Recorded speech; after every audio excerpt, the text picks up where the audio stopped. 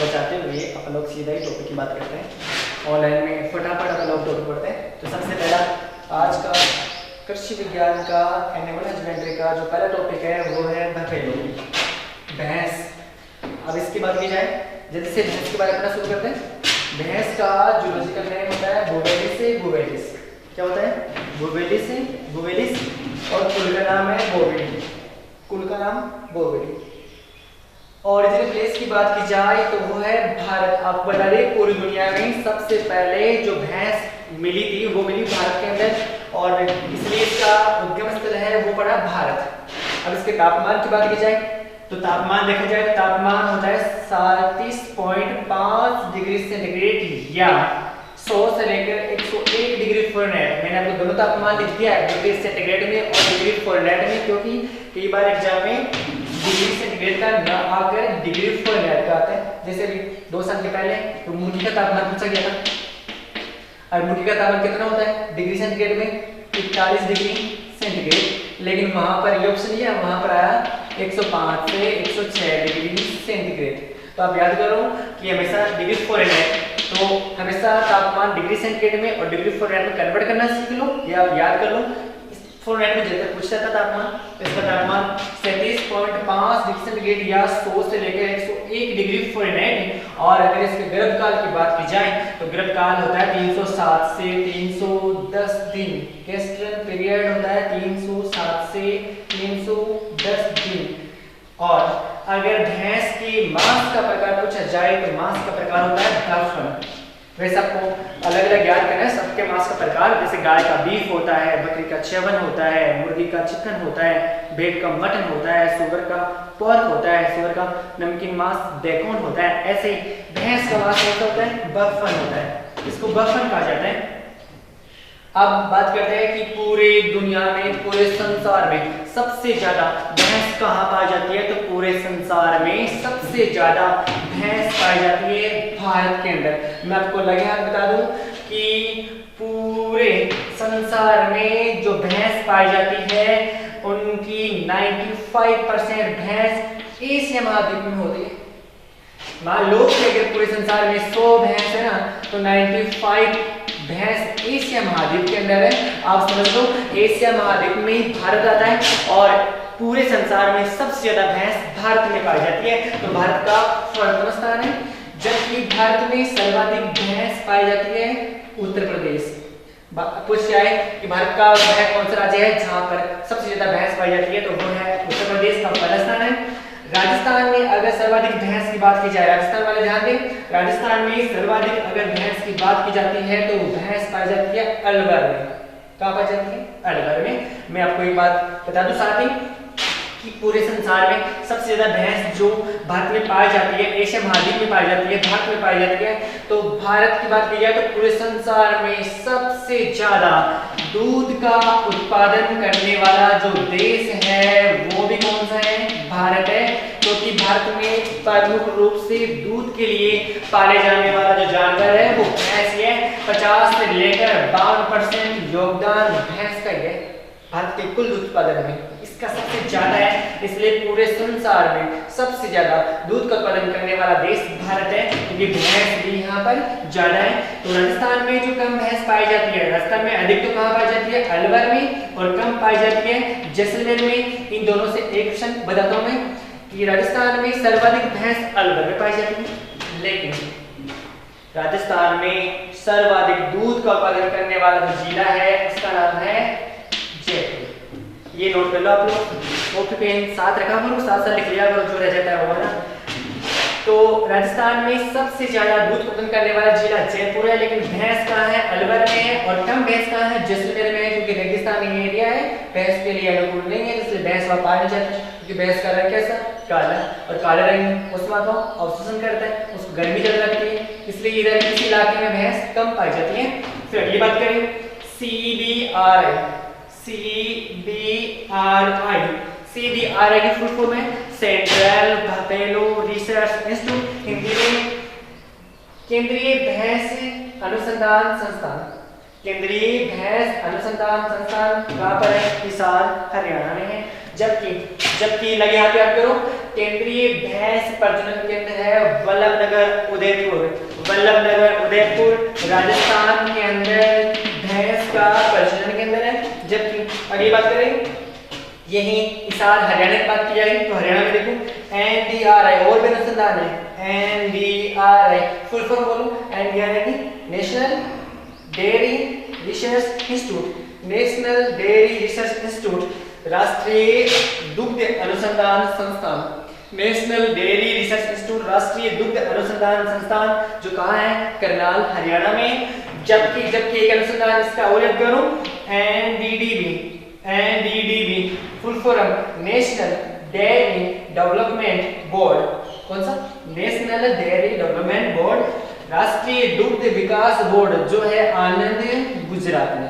कहाँ पर है, आनंद गुजरात में। आपको मैं वहां की एक बार बता दूं, आनंद गुजरात में NDDB स्थित है और आनंद गुजरात में आप लोग जानते होंगे एक डेयरी को, जानते हो, अमूल आनंद मिल्क यूनियन लिमिटेड, आनंद मिल्क यूनियन लिमिटेड, ये आनंद गुजरात में है। इसकी विशेष बात बताऊं, ये पूरे संसार की, पूरे दुनिया की, पूरे विश्व की सबसे बड़ी डेयरी परियोजना है, सबसे बड़ी डेयरी परियोजना अमूल आनंद और गुजरात में। तो वहीं पर राष्ट्रीय दुग्ध विकास बोर्ड NDDB का कार्यालय कहां पर है, आनंद और गुजरात में।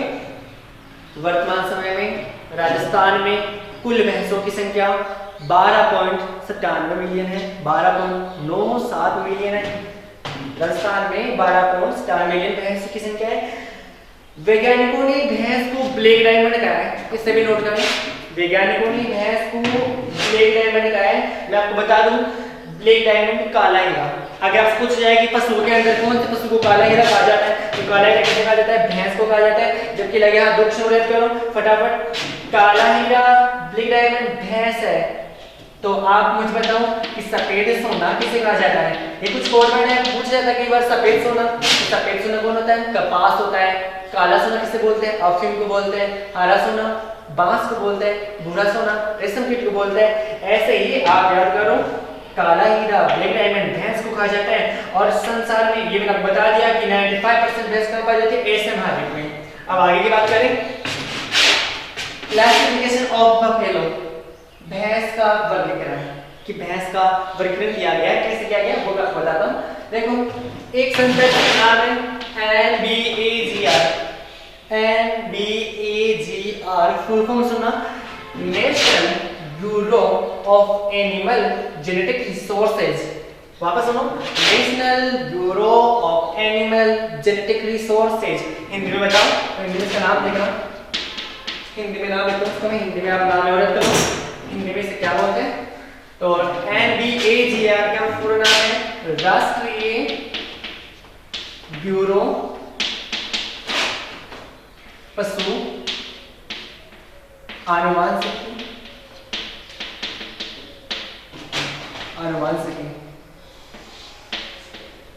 राष्ट्रीय ब्यूरो पशु आनुवंशिकी संस्थान NBAGR, national bureau of animal genetic resources, जिन्होंने बताया है कि भारत के अंदर भैंस की पूरी 16 नस्ल पाई जाती है, जिनमें दोबारा सुन लेना, भैंस की 16 नस्ल पाई जाती है, जिनमें 13 नस्ल मान्यता प्राप्त है। 13 मान्यता प्राप्त है। ये संस्थान आपके हरियाणा में है। ये संस्थान भी कहाँ पर है, हरियाणा में। दो आ गए, एक तो राष्ट्रीय पशु आनुवंशिकी संस्थान और एक ये आपका केंद्रीय दूध का अनुसंधान संस्थान NDRI, ये वाला आपके वहीं पर है। और इन्होंने बताया कि भैंस की 16 नस्लें हैं भारत के अंदर, जिनमें 13 मान्यता प्राप्त है। और अपन यहाँ अपने सिलेबस में इन 13 में से जो आपके सिलेबस में जो इंपॉर्टेंट है वो पढ़ने वाले हैं। सबसे पहले मैं आपको उन 13 के नाम बता दूं कि 13 कौन कौन सी है। तो सबसे पहले नस्ल ये वाली मुर्रा, इसका नाम आप जानते हो, पहले शब्द मुर्रा है। 13 जो मतलब उनके नाम है, पहली मुर्रा, दूसरी है नीली रावी, तीसरी है कुंडी, 4 नंबर है गोदावरी, एक भदावरी और एक गोदावरी। तो एक Godavari 5 number, Bhadawari 6 number, Surti 7 number, Jafarabadi 8 number, Mehsana 9 number, Terai 10 number, Nagpuri 11 number, Manda 13 number, Toda और 14 नंबर संबलपुर, 15 नंबर पदमपुरी, कौन से पदमपुरी, और भी बन्नी भी नस्ल है इसकी। तो इनमें से अपन लोग जो अपने यहाँ काम आने वाले नस्ल है वही पढ़ने वाले हैं। अब सबसे पहले अपन करने वाले हैं भैंस का वर्गीकरण। तो देखो भैंसों का वर्गीकरण दो प्रकार से किया गया है, एक तो उनके पाए जाने के आधार पर और दूसरा उनके भार के आधार पर। सबसे पहले किन क्षेत्रों में कौन सी भैंस पाई जाती है जिनके आधार पर इनका वर्णन किया गया है वो पढ़ने वाले हैं। तो सबसे पहले पढ़ने वाले हैं भैंस के दो प्रकार हैं, एक है अफ्रीकन और एक है एशियन। पहली भैंस तो है अफ्रीकन और दूसरी है एशियन। अभी देखिए अफ्रीकन और एशियन, ये पहला ये दूसरा। अफ्रीकन की प्रजाति छोड़ के आप याद करोगे एशियन नस्ल की प्रजाति। एशियन नस्ल दो प्रकार की होती है, एक तो होती है पालतू और एक होती है जंगली। एक पालतू और एक जंगली। अब पालतू नस्ल की दो प्रजाति होती है वापस। देखो भैंस के दो प्रकार अफ्रीकन एशियन। कुछ लोग सीधे बोलते हैं भैंस के दो प्रकार, एक देसी और एक विदेशी। ऐसा नहीं है, अफ्रीकन एशियन। एशियन के दो भाग, एक पालतू और एक जंगली। पालतू के दो भाग। अगर आपको ये साफ दिखाई नहीं दे रहा है तो आप आपके चैनल में इस तरह 3 डॉट आपको दिखाई दे रहा है, जिन पर क्लिक करके आपके यहाँ ऑप्शन आएगा क्वालिटी का, जहां पर आप लोग 360 480 मेगापिक्सल दे रखा है, आप लोग उन पर क्लिक करें, आपकी वीडियो साफ नजर आएगा। कॉपी पेन साथ रखिए ताकि आप लोग इसको उतार लो। तो पालतू पशुओं के दो प्रकार है, दो प्रजातियां हैं, एक रिवर बफेलो और एक swamp buffalo. 1 number 2 river buffalo और 2 नंबर है स्वैम्प बफेलो। रिवर बफेलो का मतलब होता है जलीय भैंस और स्वैम्प का होता है दलदली भैंस। मैं आपको समझा दूं, रिवर बफेलो ये पानी में तैरना पसंद करती है, पानी में नहाना पसंद करती है, जबकि स्वैम्प बफेलो दलदल जो कीचड़ होता है वहां पर लौटना या वहां नहाना पसंद करती है। ये रिवर बफेलो सबसे ज्यादा रिवर बफेलो ये कहाँ मिलती है, जलीय भैंस कहाँ मिलती है? ये भारत में, पाकिस्तान में, यूनान में और इटली में मुख्य रूप से पाई जाती है। जबकि जो स्वैम्प बफेलो है, जो दलदली भैंस है, वो ब्रह्मा में, लाओस में, कंबोडिया में, इंडोनेशिया में, मलेशिया में, फिलीपींस में, थाईलैंड में, चाइना में, ताइवान में, यहाँ पर ये भैंस पाई जाती है।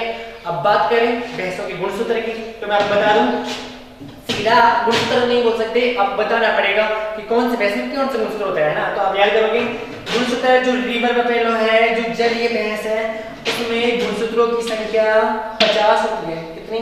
50। जबकि स्वैम्प बफेलो में गुणसूत्रों की संख्या होती है 48 होती है। दोनों में याद रखना, दलदली भैंस स्वैम्प में 48 और वाटर रिवर में 50 गुणसूत्र पाए जाते हैं। जबकि एक नोट करें क्वेश्चन, पेन के साथ रखो, नोट करते रहो। क्वेश्चन है वेलोविंग की क्रिया क्या होती है?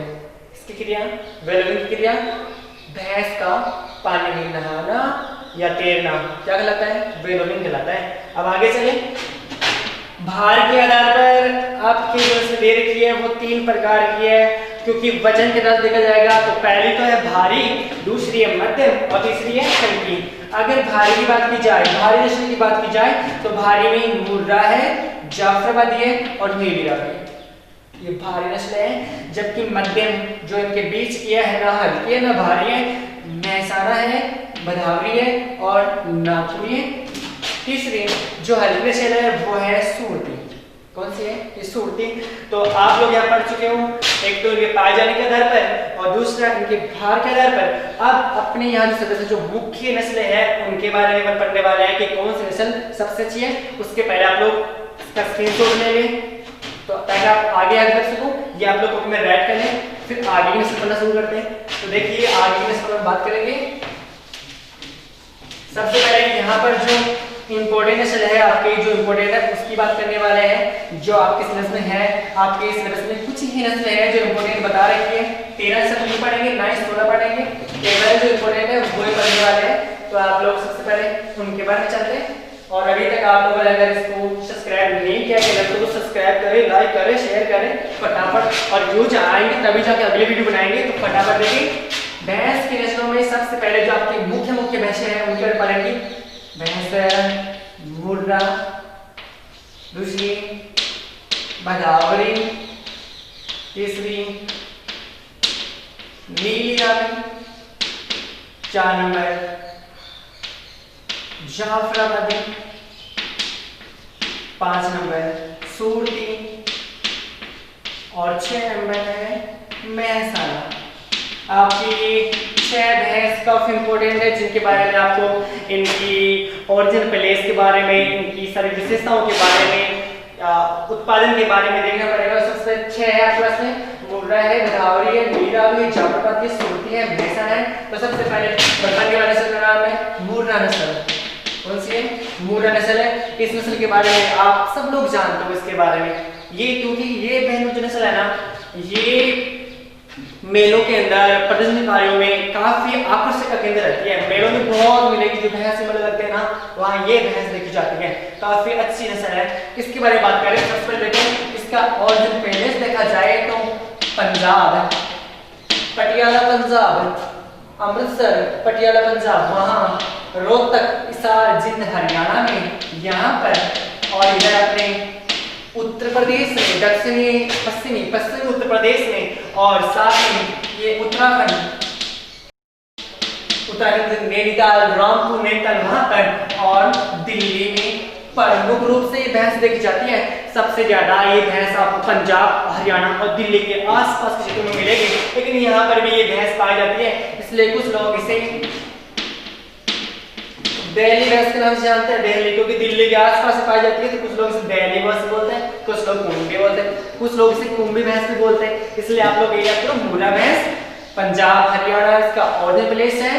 अब इसकी विशेषताओं की बात की जाए तो आप लोग नोट करेंगे। सबसे पहले जिसकी अच्छी विशेषताएं मैं बता दूं, ये पूरे संसार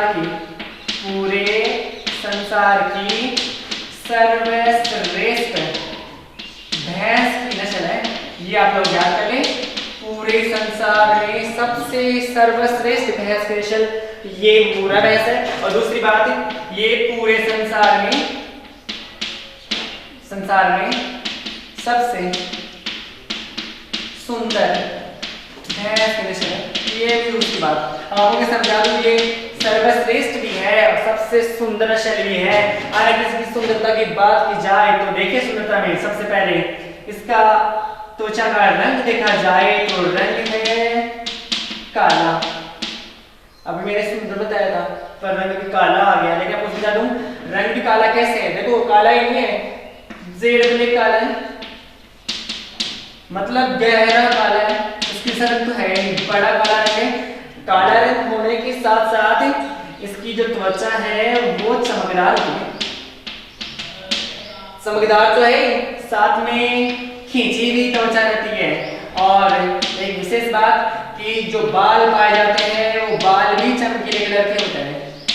दोबारा याद करो, काला रंग वो भी जेड ब्लैक होता है, गहरा काला होता है, त्वचा चमकदार होती है, खिंची हुई रहती है और बाल भी चमकीले होते हैं। और एक विशेष बात बताऊं कि इसका ललाट, चेहरा मान लो आपको, चेहरा छोटा होता है, चेहरा छोटा होता है, लेकिन जो इसकी सींग होते हैं ना, सींग वो चेहरे से ऊपर से निकलते हैं ना, उसी जगह पर ऑन द स्पॉट पे है ना घूमना शुरू हो जाते हैं और घूमकर कुछ ऐसे आकृति बनाता है जिसे लोग जलेबी बोलते हैं ना। जलेबी भाई, वाला जलेबी खाने का मन भी करा, वो जलेबी, पर वो जलेबी नहीं है कि सींग जलेबी नुमा होते हैं, घुमावदार होते हैं। ये पूछ लगे कि भैंस की वजह से जिसके सींग घुमावदार होते हैं या भैंस की वजह से जिसके सींग जलेबी नुमा होते हैं, तो वो कौन सा नस्ल है? मुर्रा है। अब अगली बात, विशेष बात है, अब ये इसकी और से देखी जाए ना, शरीर के और क्या विशेषता है? सबसे पहले इसके आयन देखे जाए तो आयन विकसित होते हैं, आयन काफी विकसित होते हैं, थोड़े दूर होते हैं। और अगर इसकी दुग्ध शिराओं की बात की जाए, मैं आपको समझा दूं, दुग्ध शिराएं बताने से पहले मैं आपको एक शब्द बताता हूं। ये पूरे विश्व के अंदर, पूरे संसार में सबसे अधिक दूध देने वाला नस्ल है। ये एक अच्छा क्वेश्चन है, जो आपकी अच्छी बात है आपके लिए कि भारत में नस्ल है कि विश्व में सबसे अधिक दूध देने वाली भैंस की नस्ल वो भी मुर्रा है, जो आपके भारत देश में पाई जाती है। इसलिए इसकी दुग्ध शिराएं स्पष्ट दिखाई देती है, टेढ़ी मेढ़ी और स्पष्ट दिखाई देती है, इसलिए ये भैंस अच्छे से मानी जाती है। हाँ, कई बार देखा जाता है कि इसके माथे के ऊपर और पूंछ पर सफेद बाल पाए जाते हैं।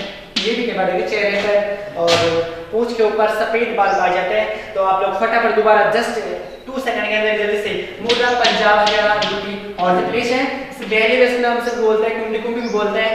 संसार की सर्वश्रेष्ठ भैंस नस्ल है, संसार में सबसे सुंदर भैंस नस्ल है।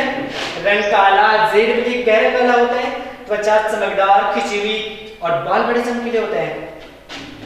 चेहरा छोटा, सींग जलेबी नुमा घुमावदार होते हैं। आयन विकसित होते हैं, दुग्ध सेवाएं स्पष्ट दिखाई देती है।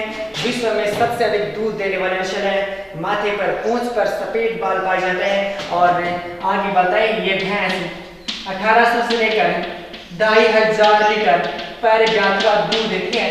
1800 से 2500 लीटर दूध आपको समझा दूं। भैंस गाय का गर्भकाल तो अलग अलग है। इसका गर्भकाल बताया था 360 से 310 दिन और गाय का 282 से 285 दिन। लेकिन मैं आपको समझा दूं, इनका जो दुग्ध काल होता है वो होता है 300 दिन का।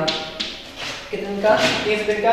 इसलिए एक गाय में 300 दिन होता है। तो 300 दिनों में ये 1800 से 2500 लीटर दूध देती है। और दूध में फीड भी कितने आते हैं? 7।